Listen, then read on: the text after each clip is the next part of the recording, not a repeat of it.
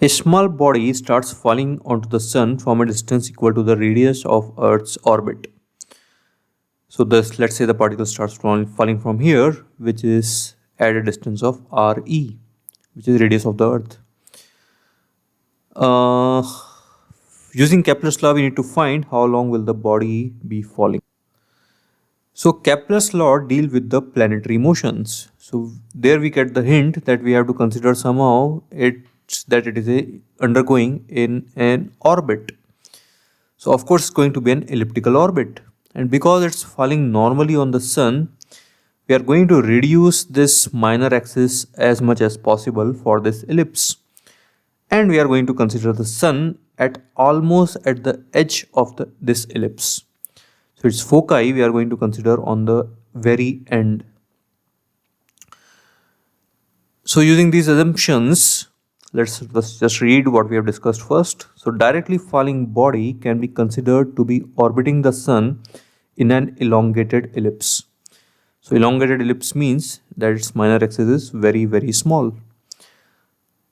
So we can do that if we assume sun to be a point object with focus near the end.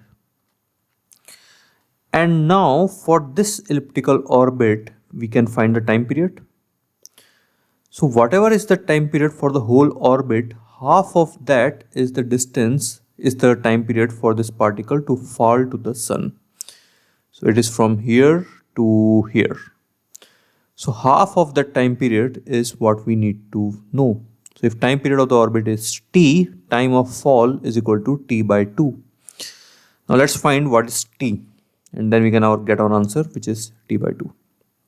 So by Kepler's third law, we know that t square is proportional to cube of length of semi-major cube of length of semi-major axis. Yeah, right. So semi-major axis is r plus r by 2. But in this case, we can see that will simply be re by 2. So here r plus r can be written as re, which gives t square is proportional to re by 2 whole cube.